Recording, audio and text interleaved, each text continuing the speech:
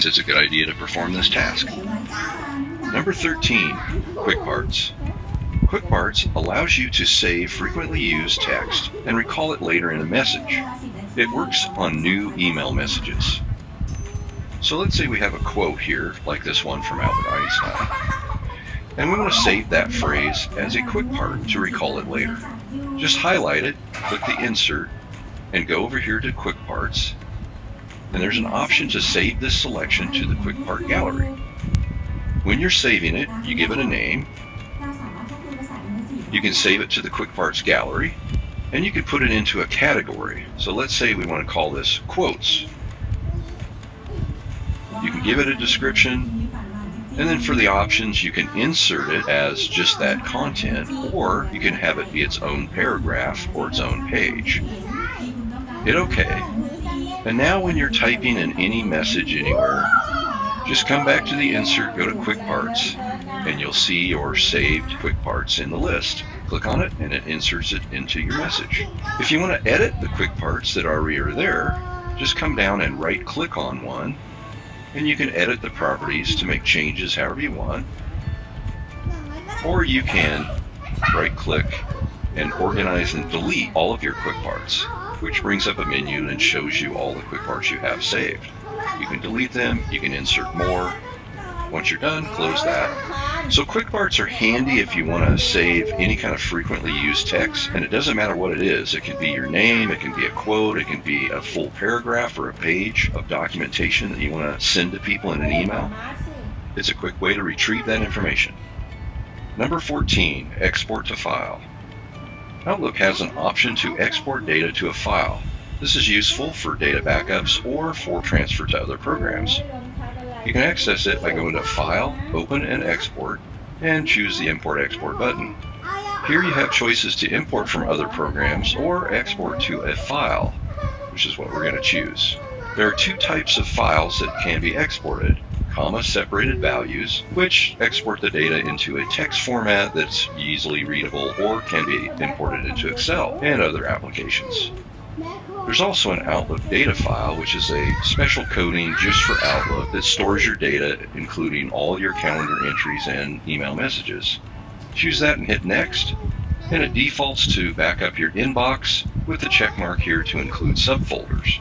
You can also choose different folders specifically, or you can choose the entire mailbox.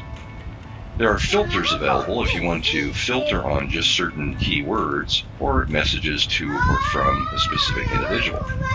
These choices are similar to what you have in the search folders that we looked at earlier. Once you've set your filtering, hit OK, Next. It defaults to your My Documents folder and creates a backup.pst file.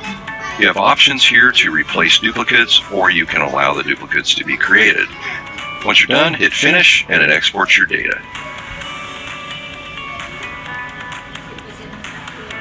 And when it's done, you'll be able to use that backup PST file to import to other programs or copy off onto another storage location for backup purposes. Number 15, Smart Lookup. Outlook has a Smart Lookup feature available for keywords or phrases. All you have to do in a message is highlight a word or phrase, right-click on it, choose Smart Lookup from the menu, and it brings up the Smart Lookup pane. It contains more information about the word or phrase, including definitions, Wikipedia articles, and top related searches from the web. So if you want more information about a word or phrase, use Smart Lookup. Number 16, Junk Mail. Outlook has a number of junk mail filtering features. It works when you have an Office 365 or an Exchange Server email account. You'll know that if you have this junk email folder.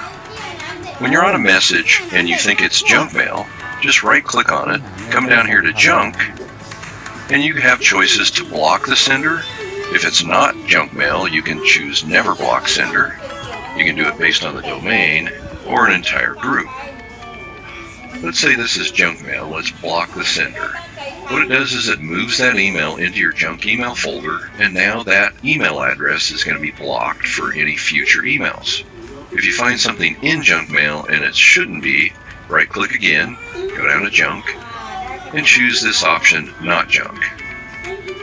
It moves it back to your inbox folder, and it marks your email address as trusted.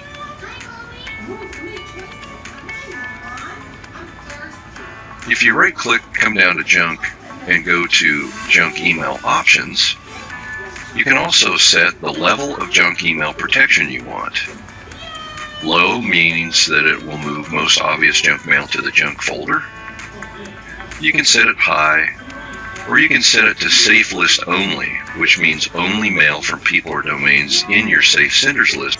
And you have some other options here to permanently delete the suspected junk mail instead of moving it to the junk folder, and you can have it warn you about suspicious domain names. There's also a safe senders list, and you'll see that our address that we just added to the safe list is there. And you can add other email addresses or full domain names, and even import those from a file. There's safe recipients, which means any email that's sent to that address will be safe. You can also have a block senders list and remove those if you don't want them to be there. There's also an international option. This allows you to block top-level domains from different countries, or pick specific languages to block based on their encoding in the email. So you have a wide variety of email filtering options for junk mail. Remember, this is only available if you have an Office 365 or Exchange email account. It won't be true of any IMAP or POP3 email addresses. The other good news is Microsoft keeps track of junk mail on their side based on the junk mail that's coming through their servers. And when you mark junk mail, Microsoft gets that information to share with others. Number 17, offline mode.